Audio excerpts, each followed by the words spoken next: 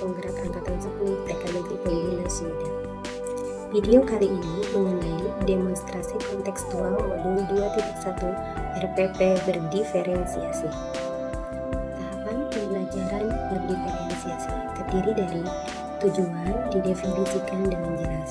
Kemudian ada tahapan mengidentifikasi kebutuhan belajar peserta didik dan penerapan strategi pembelajaran berdiferensiasi baik diferensiasi konten, proses ataupun produk, dan juga dilengkapi dengan asesmen dan penilaian yang menyeluruh.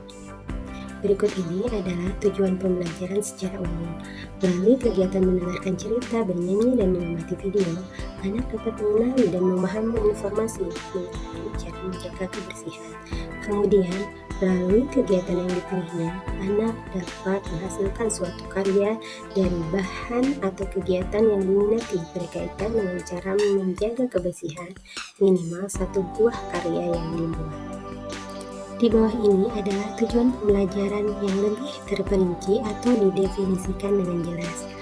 Anak dapat melaksanakan kegiatan ibadah sesuai ajaran agamanya, berdoa sebelum dan sesudah kegiatan. Anak dapat memahami informasi dengan menyebutkan minimal satu cara menjaga kebersihan. Kemudian anak dapat memilih kegiatan sesuai minatnya, minimal satu kegiatan. Nah, berikut tujuan pembelajaran dari kegiatan yang dipilih oleh anak. Anak dapat menggunakan alat kebersihan minimal satu ketika opsi. Anak dapat memilah atau mengelompokkan sampah organik dan anorganik minimal 2 pada kegiatan memilah sampah. Anak dapat bermain drama, memerankan minimal satu tokoh dalam cerita Sepatu Bot Maling. Kemudian anak dapat membuat karya daur ulang sampah minimal 1. Dan terakhir, anak dapat membuat sebuah poster atau gambar tentang menjaga kebersihan. Tahapan selanjutnya yaitu mengidentifikasi kebutuhan peserta didik, diantaranya kesiapan belajar anak, yaitu kapasitas anak untuk mempelajari suatu konsep atau keterampilan baru. Kemudian minat belajar yaitu keadaan mental dalam diri anak yang menghasilkan respon terarah kepada suatu situasi atau objek tertentu yang menyenangkan dan memberikan kepuasan bagi anak. Kemudian profil belajar, yaitu memperhatikan kebutuhan belajar berdasarkan profil. Tujuannya untuk memberikan kesempatan kepada murid belajar secara alami. Kesiapan belajar. Terdapat 2 kelompok kesiapan belajar anak dalam kelas saya, yaitu ada anak yang mulai berkembang sesuai usia pada aspek perkembangannya. Kemudian yang kedua, ada anak yang sudah berkembang kesiapan belajarnya sesuai dengan aspek perkembangan. Minat belajar. Terdapat berbagai macam minat anak dalam belajar, yaitu ada kreasi seni, gambar, dan bentuk, ada yang suka dengan eksplor bacaan, dan ada yang suka dengan seni musik dan peran. Ada juga yang suka dengan eksplorasi lingkungan atau alam, dan bermain gerak atau motorik. Profil belajar atau gaya belajar, beberapa anak dominan di visual, ada juga di auditori, dan beberapa di kinestetik.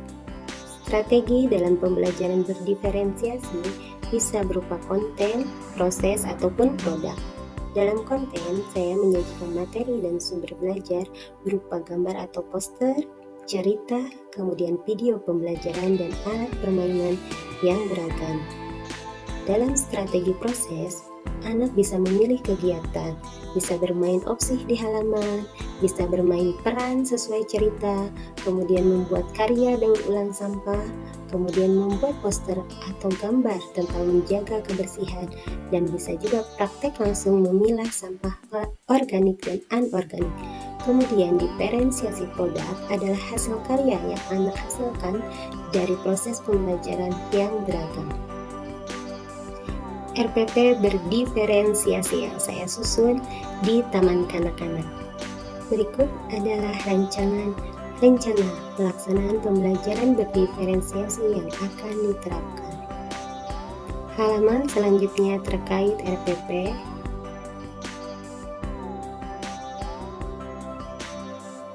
Asesmen atau penilaian yang akan dilaksanakan, yaitu assessment as learning, catatan anekdot, dan juga checklist. Assessment for learning yaitu foto berseri dan hasil karya.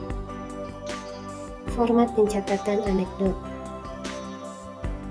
Format assessment checklist, foto berseri, dan hasil karya.